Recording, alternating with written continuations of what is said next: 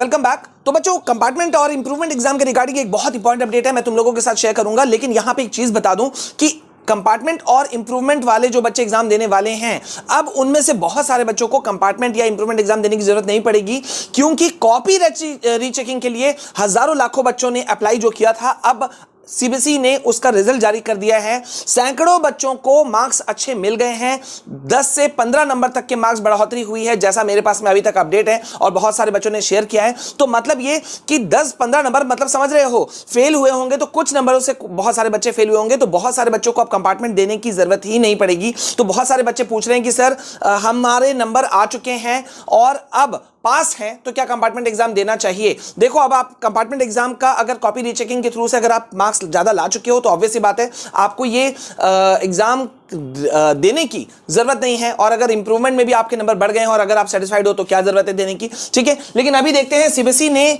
अपना जो सर्कुलर है एग्जाम डेट शीट को लेकर के, वो क्लास 10 और 12 का जारी कर दिया है। पहले मैं आप लोगों को 10th का दिखाता हूं, ठीक है। क्लास 10 का जो डेट शीट है, एग्जाम डेट शीट कंपार्टमेंट और इंप्रूवमेंट एग्जाम का, जिसे अब सप्लीमेंट्री एग्जाम का डेट नाम दिया गया है, वो जारी कर दिया है। और यहां आप देख सकते हो भाई कि 17 तारीख से एग्जाम शुरू है 10th वालों का। 12th वालों का सिर्फ एक ही दिन एग्जाम होगा, क्योंकि 12th वाले बच्चों को एक ही सब्जेक्ट का कंपार्टमेंट देने की परमिशन है और इंप्रूवमेंट भी वो इस साल एक ही सब्जेक्ट का दे सकते हैं। नेक्स्ट ईयर अगर वो सारे सब्जेक्ट का देना चाहते हैं तो नेक्स्ट ईयर वाला जब बोर्ड एग्जाम होगा, उस पे जो भी बच्चे 12th के 10th के हैं और इंप्रूवमेंट एग्जाम वो देना चाहते हैं सारे सब्जेक्ट के, तो तुम लोग, बहुत सारे बच्चे पूछ रहे थे, तो मैं बता दूं कि वो नेक्स्ट ईयर ही हो सकता है पॉसिबल, ऑल सब्जेक्ट्स का, जब तुम बोर्ड एग्जाम के साथ में दूसरे जो अभी 2024 वाले बच्चे हैं आएंगे बोर्ड एग्जाम के, उनके साथ में बैठ करके तुम दे सकते हो, ठीक है। तो यहां पे देखो 10th वालों का जहां तक सवाल है, तो यहां देखो 17 जुलाई से एग्जाम शुरू हो रहा है। पहला पेपर ही मैथ्स रखा गया है, 18 जुलाई को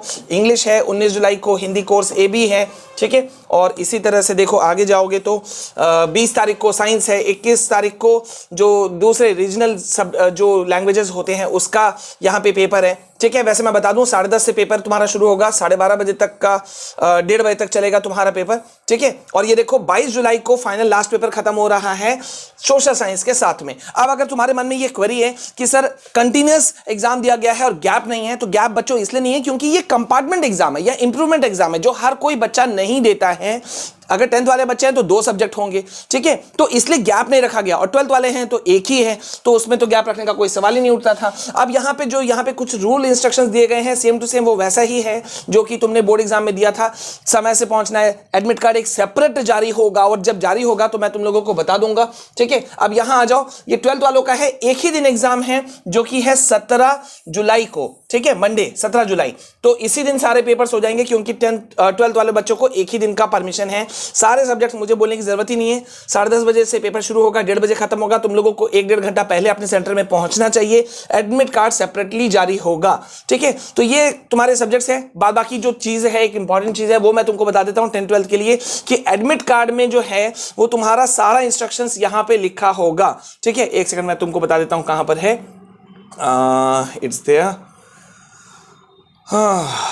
ये देखो, the duration of for each examination is also mention on the date sheet and admit card. अब अगर तुम्हारे मन में सवाल है कि सर जो हमारा सेंटर है वो पुराना ही रहेगा या नया होगा, तो दोनों पॉसिबिलिटी हो सकती है। हो सकता है, माइट बी पॉसिबल कि तुम्हारा पुराना सेंटर में ही तुमको एग्जाम दे, हो सकता है नया भी बन जाए। क्यों नया बन जाए? क्योंकि इसमें बहुत बड़ी संख्या में बच्चे तो होते नहीं है, ठीक है, इंप्रूवमेंट एग्जाम हो या कंपार्टमेंट एग्जाम हो। तो ऐसी स्थिति में हो सकता है कि 50 सेंटर बनाने के बजाय सीबीएसई कुछ सेंटर्स में ही एग्जाम्स कंडक्ट करवाती है, ठीक है, किसी एक टाउन में या सिटी में, ठीक है। तो मे बी पॉसिबल कि तुम्हारा पुराना ही हो, लेकिन वो मतलब पता चल जाएगा, न्यू एडमिट कार्ड आ जाएगा, ठीक है। लेकिन अभी सबसे बड़ी बात यह है कि भैया जो बच्चे स्कैन्ड कॉपी का अप्लाई कर चुके हैं, जल्दी से अपना चेक करो कौन से क्वेश्चन में तुम्हारा इश्यूज है, और जहां जहां इशू है उस क्वेश्चन नंबर को मार्क कर सकते हो। जहां तुम सेटिस्फाइड नहीं हो कि भाई क्वेश्चन नंबर 7 में मेरे 4 नंबर आने चाहिए थे, मुझे 1 नंबर दे दिया, तो उन क्वेश्चन को पॉइंट आउट करके रखो। लेकिन याद रखना, पर क्वेश्चन 100 रुपीज लग रहा है, क्योंकि कॉपी रीचेकिंग जो है वो अब शुरू होगा कुछ समय के बाद में, मैं उसका अपडेट दूंगा, ठीक है।